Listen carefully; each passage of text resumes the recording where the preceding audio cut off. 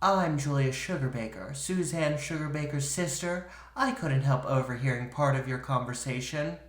I'm sorry, I didn't know anyone was listening. Yes, and I gather from your comments there are a couple of other things you don't know, Marjorie. For example, you probably didn't know that Suzanne was the only contestant in Georgia pageant history to sweep every category except congeniality, and that is not something the women in my family aspire to anyway. Or that when she walked down the runway in her swimsuit, 5 contestants quit on the spot. Or that when she emerged from the isolation booth to answer the question, "What would you do to prevent war?" she spoke so eloquently of patriotism, battlefields, and diamond tiaras, grown men wept. And you probably didn't know, Marjorie, that Suzanne was not just any Miss Georgia. She was the Miss Georgia. She didn't twirl just a baton. That baton was on fire. And when she threw that baton into the air, it flew higher, further, faster than any baton has ever flown before, hitting a transformer and showering the darkened arena with sparks. And when it finally did come down, Marjorie, my sister caught that baton, and 12,000 people jumped to their feet for 16½ minutes of uninterrupted thunderous ovation as flames illuminated her tear-stained face. And that, Marjorie, just so you will know, and your children will someday know, is the night the lights went down in Georgia. Period. Oh, I'm out of breath. Welcome back, Corkies, to episode 33? Yeah, I think we're at 33 now. Of Crips and Corks. I'm DJ, your host, here with my co-host, Paul, as usual. Jesus, Paul, talk about your week while I catch my breath. Okay. If you hear hissing, it's just my inhaler. Oh my god. First of all, that monologue is so iconic. I think at this point, every gay knows that monologue from Designing Women. So, growing up, I loved watching Designing Women on TV Land. Mm-hmm. I loved that and Golden Girls. Loved Julia Sugarbaker. Mm-hmm. But this monologue, if I ever do drag again, I want to do the Reba McEntire song. The nights that... The light went down in Georgia. Yeah. But I want to cut right before the climax of the song and have this monologue in there. Oh, that would be so Just cool. imagine, and your children will someday know, is the night the lights went out in Georgia. Period. And then I can't think of the words. And that's the night. I got shivers. I got shivers just thinking of it. If you were doing drag right now, I would say you should do it in honor of our hot girl of the month, Reba. I mean, we'll get more into her later. But for now, let's talk a little bit about summertime. Yes, we're in June. This is our second June episode? This is our third May episode.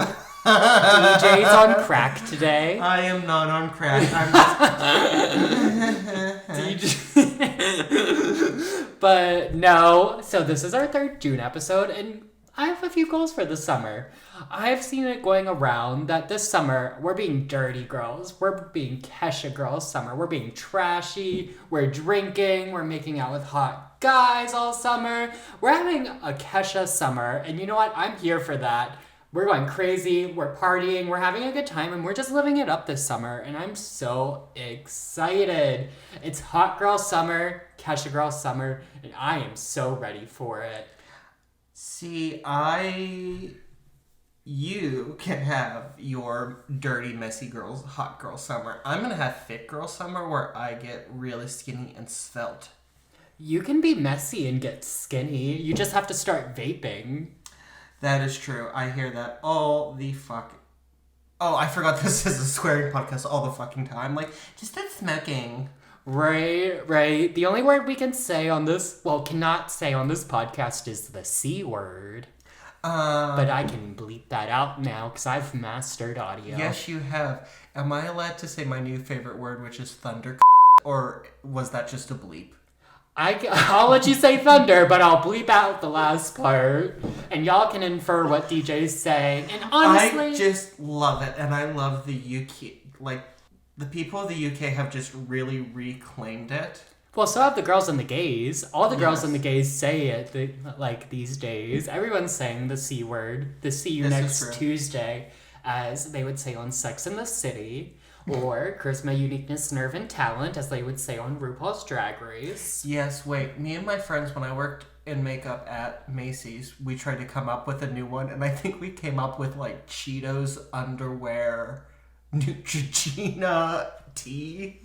Okay, that one's kind of a reach, girl. I'm not gonna lie to you. That's kind of a reach. I know, but that's what makes it so funny. Like, because somebody said, see you next Tuesday, and somebody else went, you can't say see you next Tuesday. Everyone knows what see you next Tuesday means. We have to come up with something different, and that's what we came up with, and it's just so terrible. Well, we'll think on it, and we'll let our listeners know if we think of a better way to say that word. Do you have anything to add about your week before we get into the hot guy of the month? Our executive producer, like sound engineer, set up just like Tripled. Well, I guess doubled. doubled because I had to get a new computer this week, and so now we have Paul's computer running audio. We have my computer where I have the notes up just so that we don't have I don't say something that Paul's already enumerated. Mm-hmm. And then Paul has the podcast tablet to read his notes off of. Which is currently malfunctioning! We're magnetic. melting! You're sticking in the wrong hole. You're trying to stick it in the USB. I don't know how this works! It's down here. Oh my god. Don't cut that. Don't cut that. That's comedy gold. Okay, now we gotta get back into your... Oh, never mind. We're in. Okay. Everything's right with the world again, guys. Yeah, talk about Hot Guy of the Month. Speaking of right with the world, let's get back into our hot guy of the month, Reba McEntire. So I wanted to address on here not only Reba's music career, but also her acting career, because Reba's been in at least 12 movies. The movie that she premiered in was actually Tremors, if you remember that old movie with like the worms and everything. Oh, yes, she was in that. Yeah, she was in the very first Tremors movie, and that was her acting debut, right? So, actually, side note, Tremors is like the Dune of like, well, actually, I guess the... I just say that because the underground worm monsters. Oh my god. So... Unpopular opinion, Tremors is the Dune of the 90s. Get into it. I think there was a Dune made before with like Mel Gibson. Oh, really? I don't know much about that movie, but while you're looking up that, I'm going to say Reba's still acting to this day. She was actually in that show, Young Sheldon, and she actually did a really good job. I watched a little bit of that show. It's kind of funny. It's pretty good. It's better than Big Bang Theory was, I will say. But, yep, she was actually in that show, too. See, the thing about Reba is she is still grinding to this day. She's working, she's acting, she's making music, she just dropped a book. Homegirl is coming up on 50 years in music. She is like Cher. She's never gonna stop. Did you want homegirl Reba. When the... hang on. I'm Cher, bitch. When the apocalypse happens, it's just be me and Reba. Right.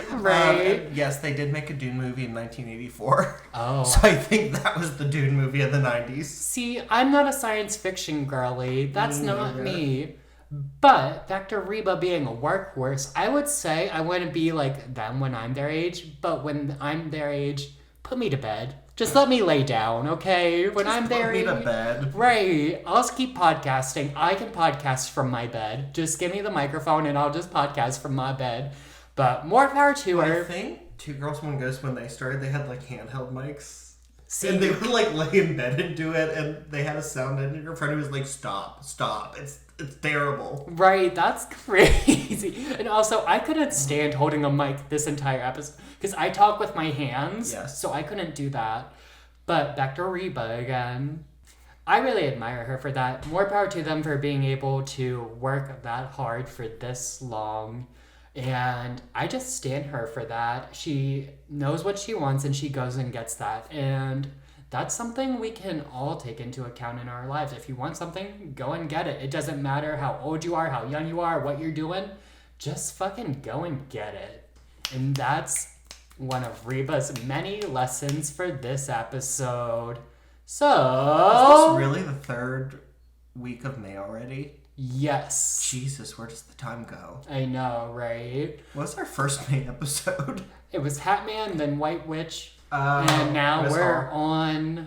We have to drink. Oh, yeah, we have to drink before we let them know. If you can't tell, Paul's still a little new to presenting. Right.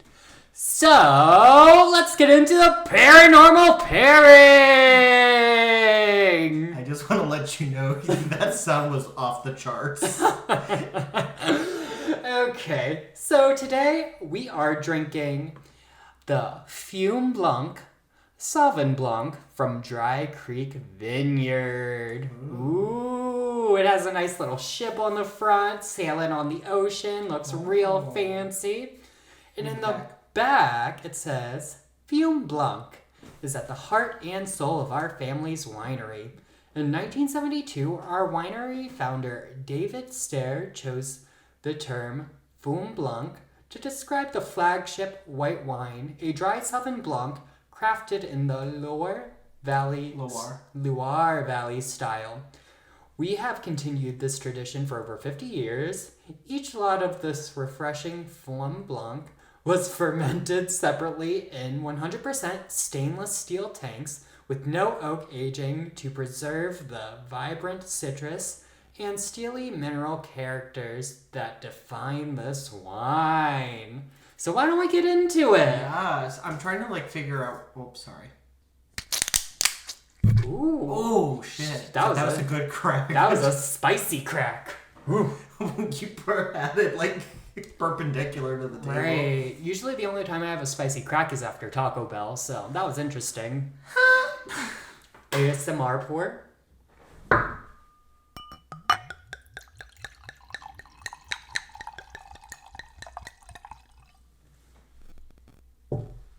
Just spilling wine all over the place. I know. We're a mess today.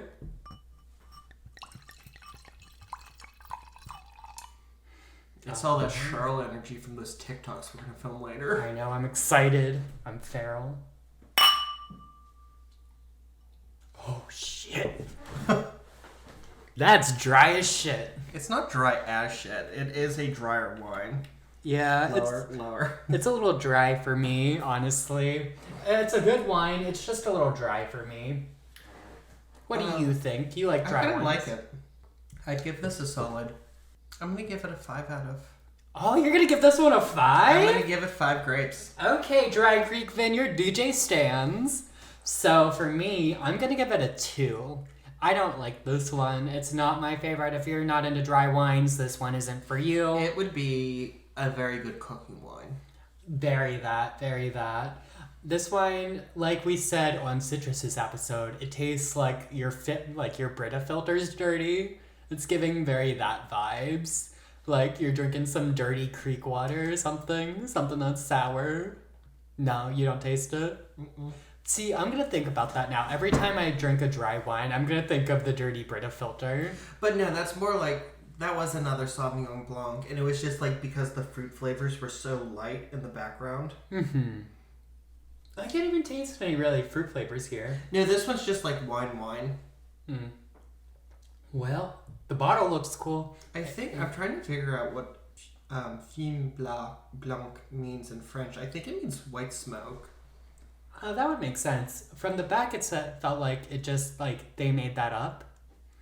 But while you're looking that up, why don't I... Yeah, white smoke. White smoke. Yeah. Fume Blanc means white smoke. Okay, period. I'm in a story, Paul. All right. Story. Let's get into it. Let me tell you a story. Yay. Picture it. The year is 1718. You are a young lad living along the British coast and your parents are very poor. Unfortunately, there will be no money for your education and no promise of a better life. Dear. But luckily, you live along the sea. There are many ships who need cabin boys, and the adventure of traveling the world on the open sea is calling your name. And those rumors of what the cabins do to those cabin boys can't be true. Billy's just full of it. So you do what any young lad would do and sign up to become a cabin boy on a British cargo ship to learn the ways of the sea. Your time as a cabin boy is filled with many ups and downs, as most sea life is. You know, Billy was a little right. Now, one day you are sailing along the coast of the Carolinas, and You hear the dreaded words screamed by the crew. Pirates! You run up and see the boat in the distance with the ominous pirate flag rustling in the wind. And in no time, the pirate ship is next to yours. They are firing at your ship and sending grappling hooks to board. You are doing the best you can to help your crew members fire back. And the pirates start to board. And then you see him, the one pirate that everyone has been talking about. In a cloud of smoke, he boards your ship, and it is like an out-of-body experience. You are face to face with the most feared pirate on the 7 seas, and you know your oceanic journey has come to an end. Today, we are discussing BlackBeard the Pirate. Arr! How iconic. I love the pirates. We're gonna be absolutely insufferable this episode with these pirate things. I'm so excited. What do you mean insufferable? What if I talk the entire episode in the pirate voice? Please don't. That's gonna hurt your throat. My throat hurts already. Unhinged laughter. Oh my gosh. So do you know anything about the BlackBeard going into it? Or anything about the lore? I do. According to one of those Irish genealogical sites, apparently BlackBeard is distantly related to my family. Oh, really? You know, I do see that. You do have stubble a lot of the time. Everyone, please say farewell to Paul. He had a good run as co-host, but now this is solo gig. DJ's nickname is 5 o'clock Shadow DJ. Why would you spread fake news on our podcast? I'm just kidding. DJ's facial hair is very light and average, and you can't see it at all when he wears makeup. He looks great. Speaking of very light and average and can't be seen with makeup, your dick. Anyways, please tell me about BlackBeard. Fine. Okay. So, let's start with BlackBeard's early life. So, BlackBeard's real name was Edward Teach. Now, this is actually just his most commonly accepted name because people aren't really too sure, what his real name was, because, record keeping, pirates, things like that. Kind of like my name. Yeah, exactly. But Edward Teach is his most accepted name. Okay. So, not much is known about his early life, but most historians accept that he was born in Bristol, England around 1680. And interesting fact actually about 1680, that's actually the year DJ had his quinceañera. So, crazy. You're wrong, Paul. It was 1682. I'll be more upfront with my facts next time. See, the bad thing about me having the notes up was I was like, why is there quinceañera? And then I saw my name and I just stared you down. Ooh, I forgot you could see that.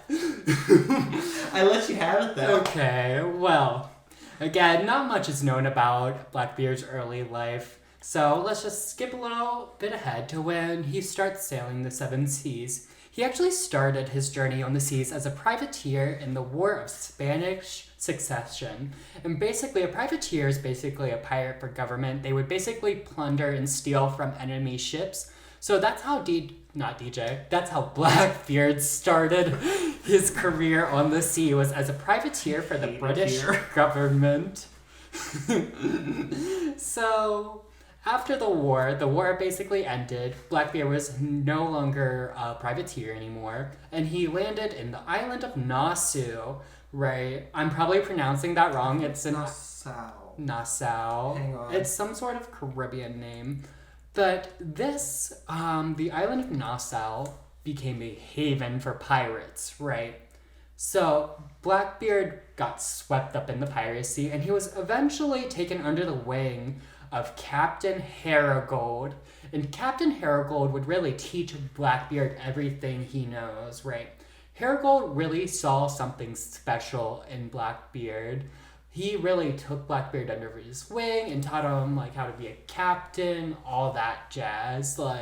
Basically, He was grooming him. I wasn't gonna say all of that, girl. Well, you brought up the cabin boy thing, so that's all I can think of. Well, Blackbeard wasn't really a cabin boy because when he would have gone on the ship, he would have been too old to be a cabin boy because he had already been a privateer at that point. So he was like too old, too experienced to be a cabin boy. And like I said, Herigold really took him under his wing and showed him like what it takes to be a captain, saw something special in him. It's kind of, I don't know what to compare it to, so... So you're telling me that Herigold didn't go, "Arr, give me that ill-gotten booty." Ooh, and he wasn't talking about gold, if you Exactly. know what I'm saying. Maybe a little chocolate. Oh no, not that. I mean, there probably weren't too sanitary on board the pirate ships that day. Well, back in those days. But, nonetheless, Herigold would then make Blackbeard captain of a sloop. Now, for those at home who don't know, a sloop is the term for a single-masted boat, right? So a boat with a single mast. And I, too, have a single mast. So if there's any cute guys out there, hit me in your DMs if you're interested in the mast. He also has a single brain cell. Yeah, I share it with someone else. They have it today, so we'll see how the rest of this episode goes.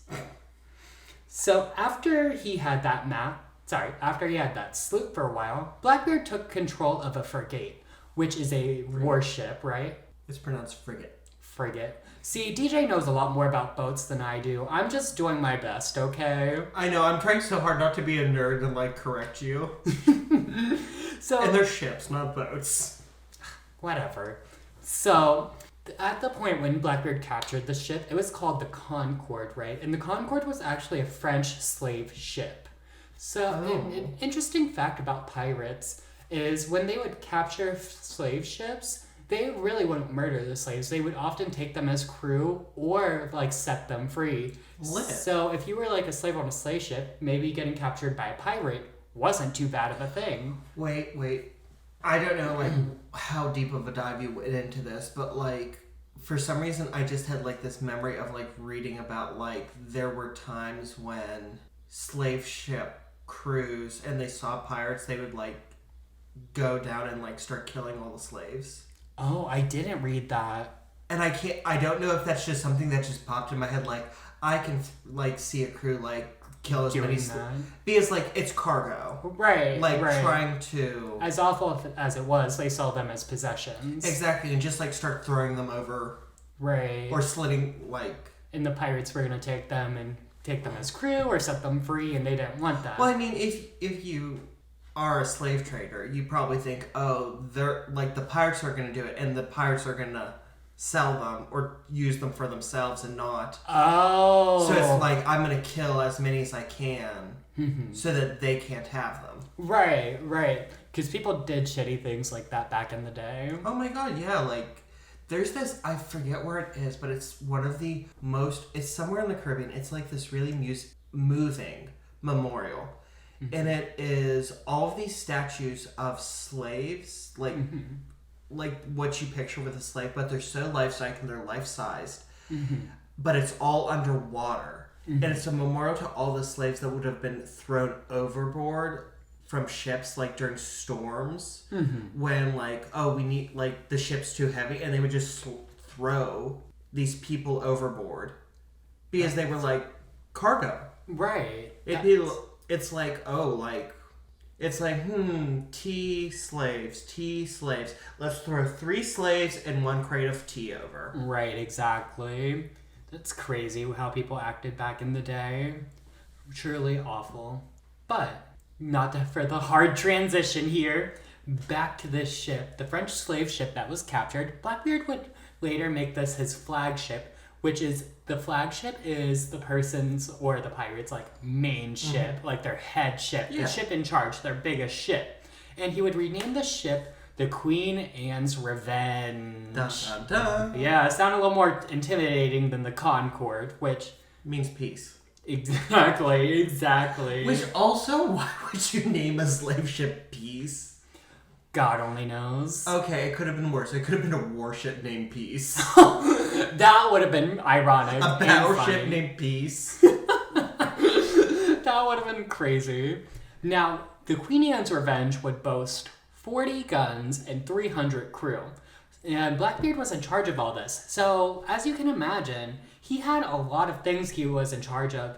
And also it was said that Blackbeard was in charge of about 5 ships at this time. So he had like a lot. So he was in charge of a lot. Is he away from Herigold? Like, is he doing his own thing? Yeah. Okay. I'm sorry if I forgot to say that. It's okay. Herigold kind of retired, and now Blackbeard's in charge of his own thing. He's doing his own thing. That's the other thing I love about pirates. Like, you hear all the time about, like, pirates being captured and executed. Mm-hmm. But so many of them just retired. Right.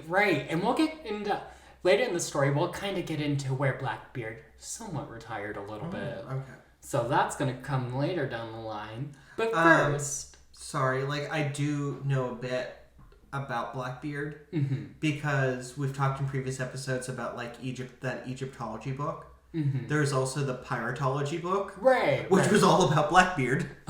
That whole book was just about Blackbeard? It like included other pirates, but like you know how like Egyptology, the overarching theme was like the search for Cleopatra's tomb, because there was like the whole thing was like they had the overarching theme of like somebody outside looking in. Right. The whole like piratology was like somebody who was like chasing Blackbeard or was like researching Blackbeard. Oh, okay, got you. You know what? We have to go to the mall later. We're gonna stop in Barnes & Noble and we're gonna find that book and we're just gonna flip through it. Right, we'll do that. We'll get up in the gig. So, Blackbeard is in charge of this huge fleet of ships. He's sailing the seas, plundering, and at this point, he's gonna make a big move that would really cement him as one of the most feared pirates on the 7 seas. But before we get to that, let's get into Blackbeard's appearance, because Blackbeard's appearance really did play a big role into him like being able to capture these ships, and you're gonna see why. So Blackbeard was a big man, right? He was a large man, and he had this long black beard that would go to his waist, which kind of cringe, like long beards like that. Like, well, gross. Did he take care of it? Probably not. I imagine hygiene on pirate ships wasn't the best. I've got scurvy. But something interesting about his beard and his hair and stuff is when he would go to attack other ships and stuff, he would light fuses and matches and put them under his hat and into his beard, so it looked like he was smoking or on fire. So imagine like this big ass man comes at you, he's like smoking. I'd be like, this is Satan come to get me. Right. Like, and because I mean when you're on a ship, you get very tan because of the reflection of the sun off the water. So he's probably very dark. Oh, yeah. Plus all that dark hair. And he's smoking. And did he have dark eyes? He might have. Even if he had bright blue, I think, like, whether he had, like, very dark eyes or, like, very bright blue eyes, either effect would be very startling. Right. I didn't read anything about his eyes. Like, if he had green eyes, it'd be like, oh. But, like, if he had, like, your eyes, like, those bright blue eyes, and like in this very dark, he'd look like tan a face phantom with this black hair that's smoky. I'd be like, oh yeah, he'd look like a phantom, like someone like it would be Satan coming to get me, Beelzebub. Exactly. Yeah, an interesting fact real quick. I was listening to 2 Girls, 1 Ghost. Shout out 2 Girls, 1 Ghost. We love you. Do you know why they wear eye patches? So one eye could be adjusted to the dark, and one could be adjusted to the light. I thought they were just missing. No. So if they had to go like. They were missing. No. So if they they were just missing an eye. No. So like, let's say they're down like above ship or down like under. It's like completely black down there, almost like pitch black. So one eye is always adjusted, so you can go up and see right away. Your eyes don't have to adjust to like the brightness level, because it is a big dichotomy between how bright it is on top of the ship and like underboard. Oh, are you gonna debunk peg legs for me too? No, I think they're just missing a leg. Oh, okay. Yeah, we know how you feel about pegging, DJ. Shut up. All right. Another thing about Blackbeard is people would often describe him as a walking armory. He kept himself strapped, okay? He kept at least 3 pistols and a couple weapons, like swords, on him at all times. So he kept that motherfucking thing on him. He was strapped at all times, multiple weapons, ready to go. And of course, that would be intimidating for someone. You see someone coming at you with all these weapons and you only have like 1 pistol or 1 sword, you're gonna be like, oh Jesus, here we go, right?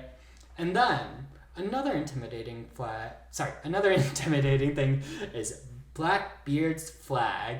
So Blackbeard's flag boasts a devil on it with a spear going through the heart and a chalice in the other hand, which I know you can see the picture right now. Oh, I didn't know it was in there. I was. Yep. So it's basically a devil, spear going through a heart, and a chalice in the other hand. It's a devil. I always thought it was like a crowned skeleton. Nope, it's a devil, and that was really meant to strike fear into people's hearts when they saw that flag.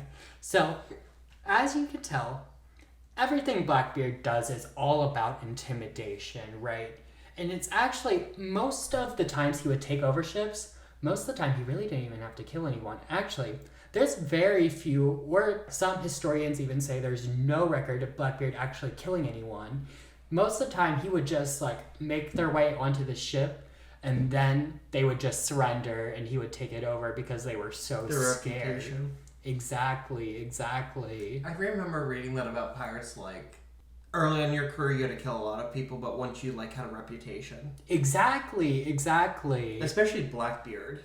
Right. No, and I read that about pirate captains in general. Like, they would only kill like when they had to make a statement. Like, let's say one of their pirates like did something against the crew or something, they would kill to make a statement. Yeah. They weren't just like killing crew willy-nilly, killing people willy-nilly, you know? Right. They were doing it to make a statement. I also remember like oftentimes like they would just like come onto a ship, steal the cargo, and then be like, okay, go on your way. Right. Because like that's what they're after. I mean, if you already have 5 ships and like none of these people are willing to come with you, like just take the goods and get out. Right. And I mean, they're obviously not armed. So what are they going to do? Right. I just thought that was interesting that there's like actually no real record or very little record of Blackbeard killing anyone. Yeah. But it's also worth noting that pirates really weren't the best at like note taking and writing down like the people that killed and things. No. So yeah, he probably did kill people. Maybe it just wasn't written down because, you know. And I'm sure like they weren't taking record. And I'm sure like the people he did kill who would have been doing the notes. You can't do notes while you're dead. Exactly. And most of these people on these ships, like, their families probably just assume, like, they got sick or something. Like, they're really not... If someone doesn't come home, they're really not surprised, really. And they're not really going to be like, oh, I bet it was that Blackbeard. It could have been a lot of things at this point. Jebediah. Was it the scurvy? Was it the fever? Right. Was it the ocean madness? Just tell me it wasn't the siren's call. Ooh, we'll have to do an episode on sirens soon. That would be interesting. Absolutely. Maybe It's on the list. We'll see. But intimidation is a big thing for Blackbeard. I know. I'm looking at this picture and it's creeping me the fuck out. Right. It is a creepy picture. And you can see, like, in the picture that Blackbeard, the end of his beard is lit. He would tie it into a braid and light it like a fuse and it's smoking. Now, see, I hate his beard all the more that it's just like all braided with these pretty little bows at the end. Right, it's so pretty. And honestly, Blackbeard is Edward Teach's drag character. He's in full drag to intimidate these whores. You can't tell me I'm wrong. He's dressing up just to like put on a show for people. I mean, that's drag queen. That's all drag queens do. Unpopular opinion, Blackbeard's a drag queen. But I guess he'd be a drag king. All pirates are drag queens. Period. They are queens, but like we'll get into that later. Don't worry, it's coming. We'll get into that. But for now, let's get into one of Blackbeard's biggest moves yet that would really solidify him as one of the most feared pirates on the sea. So, Blackbeard used his fleet of ships to blockade the port of Charleston, South Carolina. I've been there. Oh. We have to go. It's so haunted, but beautiful. I've actually been to North Carolina, but I'll get into that later. And so basically, Blackbeard would, ships that would go in and out of this port that he was blockading, he would take a few prisoners, take their stuff and all that. And it came to a point where Blackbeard had captured enough prisoners that he sent someone to the island and told that the governor there, that if he didn't send them medicine, that he would basically behead the prisoners he had taken and burn their ships. And the medicine, it's not really clear what the medicine was for, whether it was for the scurvy or if it was for the venereal diseases they had gotten from the prostitutes. Oh my god. Because honestly, that's what pirates did back in the day, is they would... Are you going to talk about Tortuga? No. Oh. They would take their earnings from pirating, and then they would go to the ports, get drunk, bang prostitutes, and then head back out, right? So that obviously came with a bunch of venereal diseases. So some people hypothesize that this medicine was actually for the venereal diseases that those pirates had. So after sending the guy to the shore and not hearing back from the governor about the medicine, he brought in a couple more ships. In the article I read, it said he moved 8 more of his ships into that harbor. So eventually Blackbeard did get the medicine and he did return the prisoners, but he returned the prisoners naked. He stole their clothes. Yes, he did it as pirates would do shit like that they thought was funny. So he sent the prisoners back to them naked, which I thought was kind of funny. What did he do with the ships? The ships? I think he might have sent them back. I don't know. I didn't read what he did with the ships. Could you imagine being put back on your ship butt-ass naked and being okay, so back to harbor now? Oh.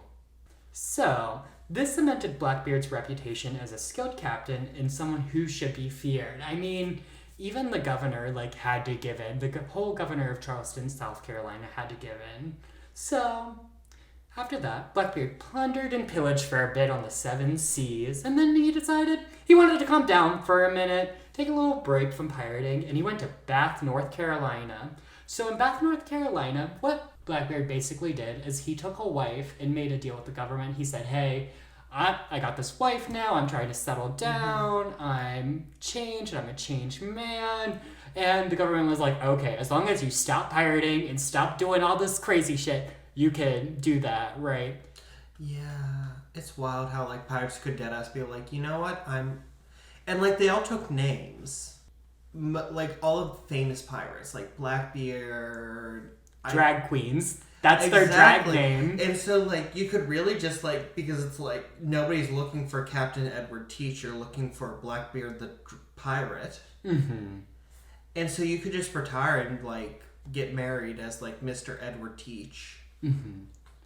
Yeah. And just it is crazy. And live a totally normal life. And right. I'm very much surprised. The government. He probably didn't even tell the government. He probably just settled down.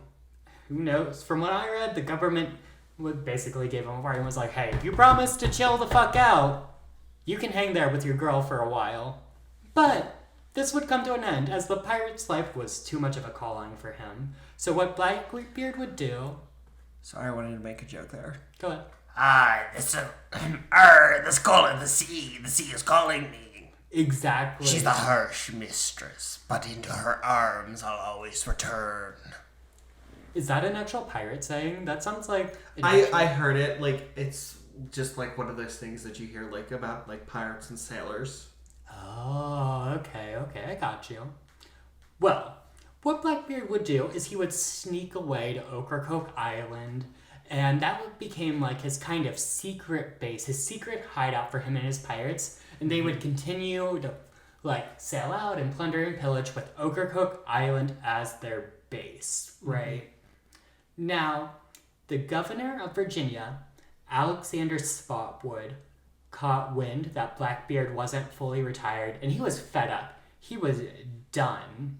So, eventually, through his contacts, Spotswood would find out that Blackbeard's hideout was in Ocracoke Island. So he decided he was going to make a move and attack. So what Alexander did was he sent Captain John Bernard to Ocracoke Island. He would send Menard to Ocracoke Island with a ship full of British soldiers to have a final battle with Blackbeard. I love this story. So, Menard sails to Ocracoke Island, right? He's sailing and Blackbeard spots him and he's like, okay, I guess we're gonna do this. So, Menard's ship gets close to Blackbeard's ship, and Blackbeard's crew starts attacking them. They send grenades and stuff. And essentially, they wipe out all of Maynard's crew on the ship, right? On the top of the ship. And so, Blackbeard's like, okay, I've got this. I've killed most of their crew. And they start boarding Maynard's ship. And then, boom! Maynard's plan worked. Maynard was hiding most of his crew under the, down under the ship, where Blackbeard couldn't see. So he didn't really know how many soldiers they had on this ship. And so basically, once Blackbeard hit that ship, he got on the ship, their pirates got overwhelmed with all the crew that was under the ship that they didn't see, and they had a battle. And during this battle, Blackbeard would incur 5 gun wounds and 20 sword cuts. And these 5 gun wounds and 20 sword cuts didn't kill Blackbeard. He was still going after all these wounds and things. Well, I mean, you were shooting with, musket balls, and, we talked about this during Gettysburg, best case scenario was you took a musket ball straight to the brain. Right, because they would explode when they hit you, I'm pretty sure. Yeah, and so, it wouldn't, So, a modern bullet, if I shoot you in the chest, it's going to go straight through your heart, and you're going to die. Right. But a musket ball, it would severely damage your heart, and you would bleed out. Right. So, it really is crazy that he's still fighting after all these wounds, because, like you said, it does a lot more damage than a modern bullet might. It does a lot more, I would say, a lot more ancillary damage. Mm-hmm. Where, the damage will kill you, but it's not, instantaneously fatal. Right. But, at the end of the day, it was Menard who would deal the final blow to Blackbeard. Menard would end up decapitating Blackbeard. And once Blackbeard was decapitated, his head rolled away and his body fell over the side of the ship. And there's lore that once Blackbeard's body fell over the side of the ship, it swam 3 times before sinking to the bottom. So think about that. He's headless and he's swimming around the ship 3 times before sinking. That's crazy. To return to the arms of my cruel mistress, the sea. Right. So after that, Blackbeard's beheaded. They take the other pirates hostage or whatever. Menard would hang Blackbeard's head on the front of his ship as a warning to all the other pirates that he did it. He decapitated Blackbeard and defeat him. And so, after that, when they would get back to Virginia, Spotswood would put Blackbeard's head on a stake in the sea, right? As a warning to other pirates, not just them sailing back, but a warning to pirates not to come on their land or anything. But someone would eventually steal Blackbeard's head, and it would disappear for a while, but then show up again in Virginia, in a bar in Virginia. And what they did is they encapsulated Blackbeard's head in silver and were using it as a drinking vessel, and that appeared in Virginia. And then that was taken into custody and is now in a museum in Salem, Massachusetts to this day. Is it really? Yes.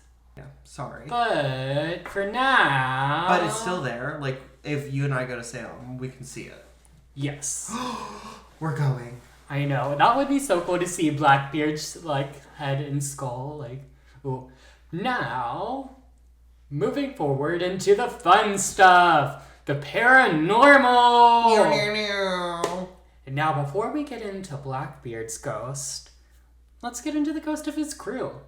So, the crew that were captured in Menard's ship, there were about 15 or 16 of them that were captured.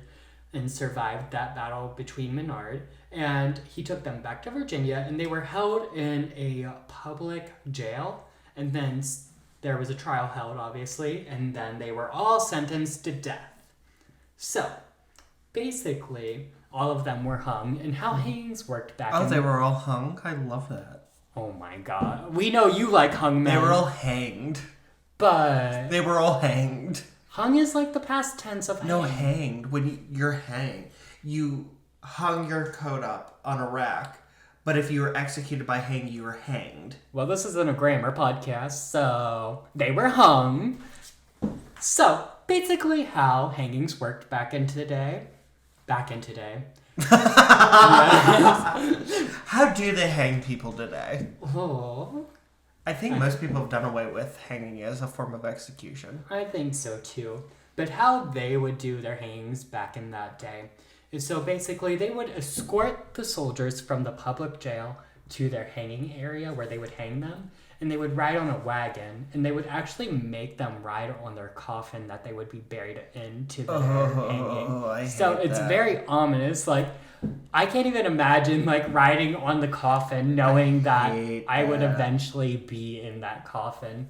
And what they would do is they would have them stand on the wagon and tie the noose around their neck, and then pull the wagon out from under them, and then they would hang. And usually the hanging might take a while for them to actually get hung. Yeah, yes, I know. And die. I know because, like, most places, they would try and make the rope long enough and have it be, like, a distance where the fall would break your neck. But sometimes you, very unfortunately, would... It would take you a while. You would suffocate, and suffocating is a very long... Hard death. Yes. Like drowning. Like drowning is... Everyone's like, oh, like... I'm sure drowning would be such a peaceful death. Because, like, the water and you can't hear anything. And it's no, because when you suffocate, your lungs fight for air to the point where they nearly burst within your body. Right? It sounds so awful. It's terrible. It's terrible. Like, terrible way to go. Yeah, it is terrible. But you know what else is terrible? That people can still hear the phantom sounds coming from these people who, well, from these pirate crew who were hanged. Sorry. And We don't know if they were hung. We do know they were hanged. people also say they can hear the phantom noises in the jail that the pirates were held out as well. These noises include like whispers, moaning, and some even hear the sounds of the wagons. So lots of different sounds are heard at these places. Now, let's move on to Hammock House in North Carolina, which is interesting because I love a hammock. Me too. Were you about to make that joke? No, I was going to say I was actually at this house. Oh, okay. Yeah, so I visited this house way back when I was younger. I was probably like in first grade or something at the time. Oh, little baby Paul. Yeah, we went on a little ghost tour, which is a whole nother story for another time. That ghost tour was You come crazy. from a spooky AF family, and I love do that. come from a spooky family. We can talk about it uncorked because there's so much to talk about that, my spooky family and everything. But we did go on the ghost tour and we saw Blackbeard's house. So basically, Blackbeard stayed in this house. It was called the Hammock House, and he stayed with one of his wives. Now, one thing to note, Blackbeard had multiple wives. He was a very amorous man. He would love bomb these women. He would get a woman and say, "You're my world. Come sail the sea and see the world with me. I love you. You're the only one for me." And then... Damn, that you? Ooh, not calling him out on the pod. But He doesn't listen, so... basically, he would just up and leave eventually, as most pirates do. But yes, Blackbeard was a love bomber. He was a bigamist too, apparently. Right. But this wife did not want to be with Blackbeard, so she was kind of sassy, she was uppity, and Blackbeard really didn't like this. So one day she made Blackbeard mad enough that she dragged her down the stairs, dragged her into the backyard, and hung her in the oak tree in the back. And What'd she say? I had no Or was he just like having a bad day and this was his response? Jeez. She might have just been having a bad day. I don't know. All I know is he hung her in the tree in the backyard, and Is this for real? Yes. He really did this? Yes. This is why he returned. Unless it's a tourist trap, maybe the ghost things lied. I did read more than one article online about it, though. Okay. Not just the ghost tour site. There's an article online about it. You can go research for yourself if you don't believe me. But you can still hear her screams in the backyard to this day. Is the oak tree still there? I think so. See, you're asking me all these questions. I'm sorry. I did my research. I promise. I'm sorry. I read, it's just like when it comes to like a hanging tree, it's like this is the tree where it happened. Well, when I did the ghost tour, they took us around front, and they said the tree was in the backyard, so I didn't actually get to see the tree, and I don't remember if they said the tree was there. Is it or like not. a private residence?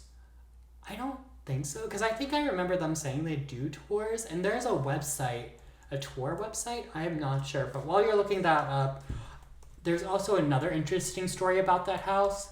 There used to be a slave owner who lived in that house, and one day he came back and he went up the stairs to go like discipline one of the slaves, but then the slave broke free and pushed the slave owner down the stairs and killed him. Basically, he broke his neck when he fell down the stairs, and it said the blood stain is still on the stairs to this day and cannot be covered up. People have tried to paint over it and it'll still come up. And they've actually also tried putting carpet on the stairs, and the blood stain still comes through the carpet to this day, which is so creepy. Ugh. So, before I move on to BlackBeard's ghost, the man of the hour, do you have any input? I know you're looking over there. I know you're excited about something. I just want to see Well, if it's open. Oh, I guess it's not. Well, you heard it here first, kids. Don't try and go to the hammock house. It's not open to the public. Okay, tell me about the man of the hour. BlackBeard's ghost. So, the place where BlackBeard was beheaded near Ocracoke Island is now called Teach's Hole. People. Why all? Because it's named after him. I wish something was named after me. We can name one of the beds in Club Pittsburgh after you. I'd rather the Lucky's bathroom be named after me, specifically the women's bathroom on the mezzanine, where everyone goes to hang out. Oh my god, iconic. We'll see if we can make that happen. DJ's hole. Because multiple people come in and out in a night. Bitch. I'm calling the police. I cracked myself up. Not that. Ain't nobody else gonna laugh because I make myself laugh. Well, like a DJ's hole, Teach's hole, people often see a strange light in there that is the figure of a headless body swimming under the ocean. And people say that's BlackBeard swimming to try and find his head. Why are you laughing?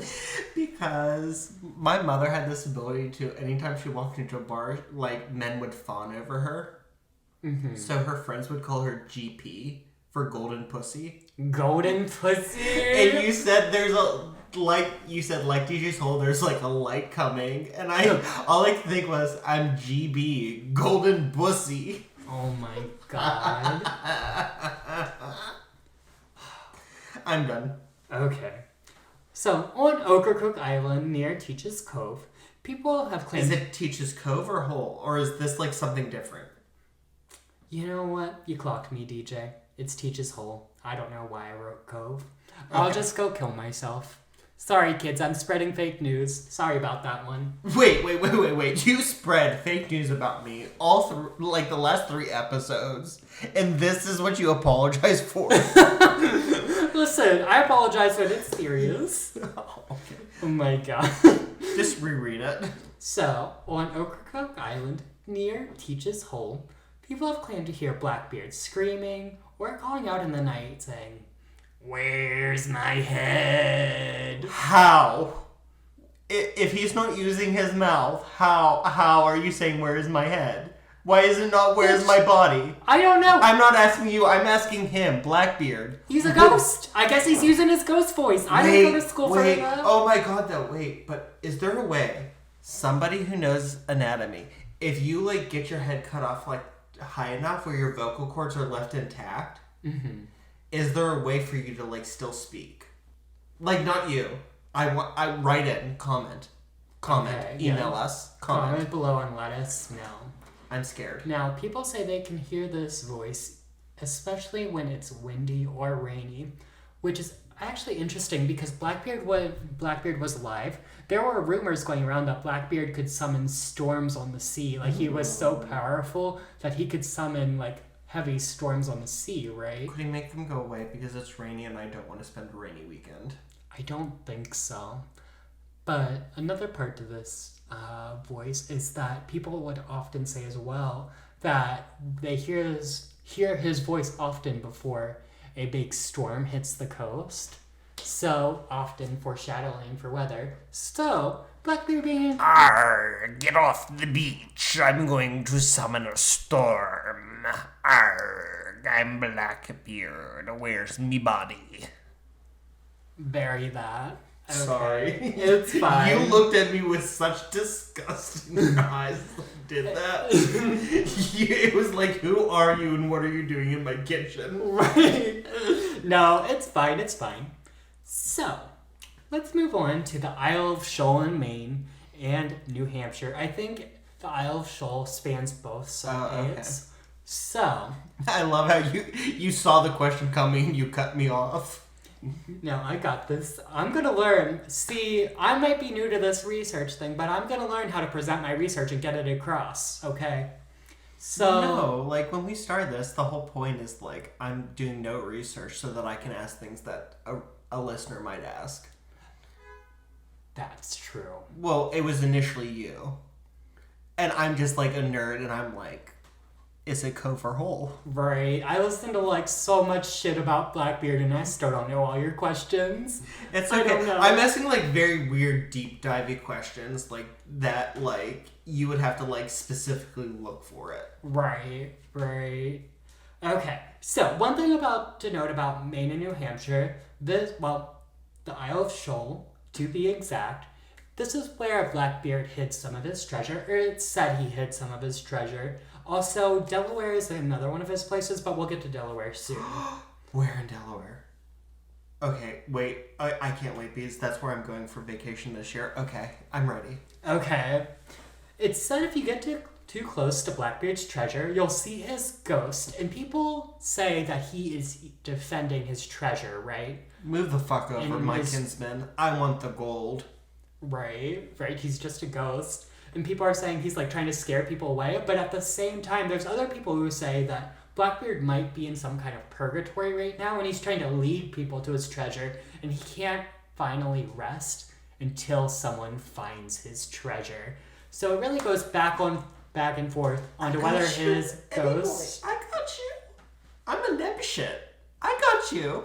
I'll put you to Girl, rest. DJ's gonna find Blackbeard's Yes, I treasure. am. I'm tired of being poor. I got you, Eddie boy.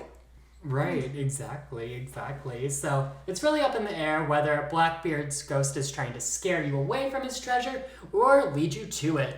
Where in Delaware? It's not in the notes. Honestly- Where in Delaware? It just said Delaware when I was reading about it. It just said Delaware. I'm sorry. So, the story about Delaware. There's a story of Blackbeard putting a curse on a boy and his black dog and cursing them to defend his treasure, right? And there's the story of some treasure hunters who were digging for the treasure in Delaware, and they saw a man and a dog with glowing eyes, and these figures they ended up chasing them away. So it's said that basically Blackbeard cursed this boy and this dog to defend his treasure and make sure no one takes it for eternity. So if you're looking for his Blackbeard's treasure in Delaware, you gotta go up against the boy and the dog.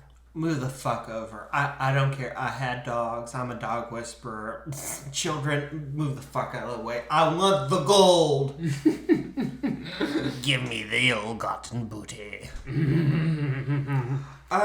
In your research, this is one of those things where it's just popped in my head, but like a lot of pirates, like if you weren't a privateer, you were stealing cargo and not like gold, right? Yeah, let's go with that. I don't fucking know. I'm sorry. I don't fucking know. I ask the most random off-the-cuff questions because I'm a nerd. And that's okay. If you know the answers to DJ's questions, Write put them in. down below. So, that's Blackbeard's ghost. That's where he's said to haunt. Do you have any comments, questions, or concerns before I move on to... I have many concerns, all of them financial. I want the gold. And only a few of them venereal. Look at the kettle calling the pot black. I know. Sir. I'm one to talk about venereal disease, cause homegirl. We ain't gonna air your dirty laundry here, but girl, Right. I only sister, throwing stones in glass houses. Let he without the first sin cast the first stone. Listen, I didn't watch Blue's Clues as a kid, so I don't know what the fuck that means. Wait. The other day when we were talking about like some biblical story, and I was like, yeah, I think it's like after like the story of like Jesus in the garden and the snake and the whale. Oh, yeah. And you were like, what are you talking about? And I was like, I was like, the king of the slingshot. Girl, I don't fucking know. Honestly, at Oh, this point... stop spilling the wine. Fuck it. At this point, we're just getting into the gay pirate time. Woo! The time everyone... Ill-gotten booty. Exactly. Ill-gotten booty. So, I want to talk about gay pirates, because pirates are a lot more gay than people think. So, there was actually a term called matelotage, which... that's French for seamanship. That's where the term matey comes from, actually. Matey, give me the booty. It's not ill-gotten if I ask for consent. Exactly. Consent is key. So, Every time. Exactly. So basically, matelotage was an agreement amongst pairs of European sailors, in particular buccaneers, in the 17th and early century. It's basically like a marriage where one of them dies, the other would get their property and stuff. And it's also said that these matelotage agreements, they would mean more to the pirates more than like wives they left back in port and all sorts of things. Well, yeah, because probably you only saw your wife for like 3 weeks out of the year. Exactly. So these were they were serious about these matelotage agreements. Now, some of them weren't exactly gay, but some of them were very gay. One interesting thing I learned about pirates is they're down with the gay shit. They're just not down for the anal, you know? You can do whatever you want. Quick candy, whatever. You're good to go. They're not up for a ride on the chocolate escalator. Exactly. So you heard it here first, kids. The handies are okay on pirate ships. Also, some men would also... What about oral?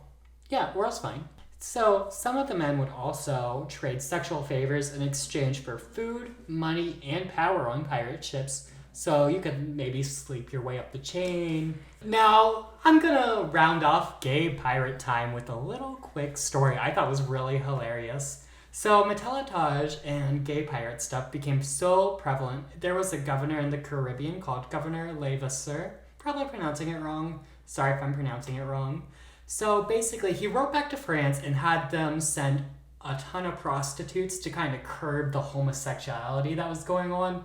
But this actually backfired, as most couples in the matelotage relationships would marry the prostitute and then share them with the person in their matelotage, like the other person they were with. I can just imagine two mateys marrying, each one marries a prostitute and then just swapping them. Right, they were swingers basically.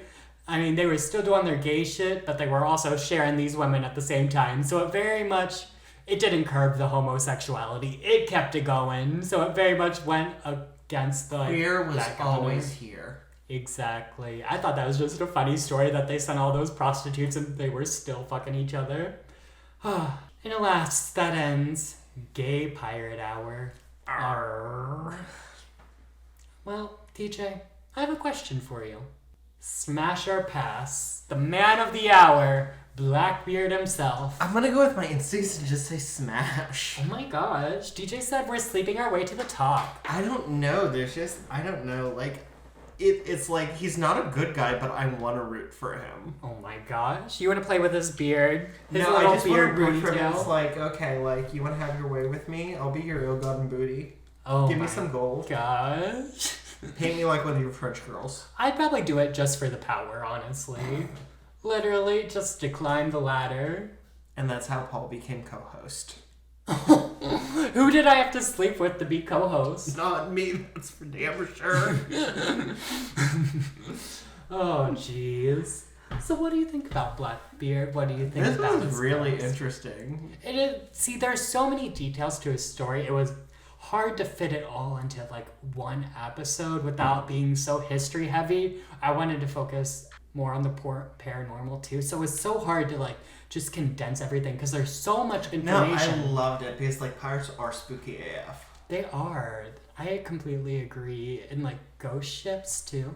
That's one thing I forgot to mention is sometimes people actually do see Blackbeard's ghost ship as well, like in Teach's Hole. We'll do, like, a whole episode on ghost ships and, like, the Flying Dutchman at some point. Because people say they even do see what looks like cannon fire from the ghost ships. And I think that's really interesting as well. So it is interesting that they do see his ship as well. So maybe there's more than just Blackbeard's spirit out there.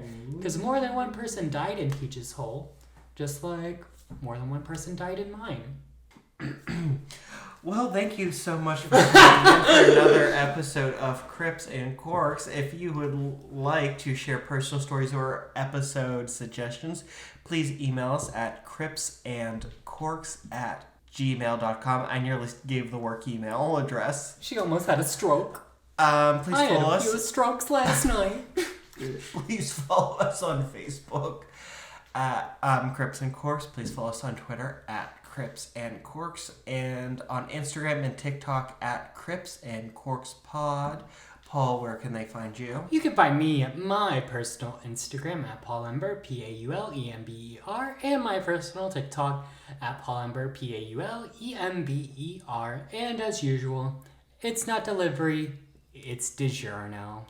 You can find me on Instagram and on TikTok at The Real Deej Powers. And if you want to slide into my DMs, please do on either of those platforms. Or you can find me on Christian Mingle at Jesus in the Sheets / Satan in the Sheets. Oh my god, I'm calling the police. I'm just smiling at you like an idiot. So that's all she wrote. Remember to keep your grips tight. And your corks loose. Bye. Bye. Paul, do farts have lumps in them? No. Fuck, I definitely shat myself then. Well, wouldn't be the last time.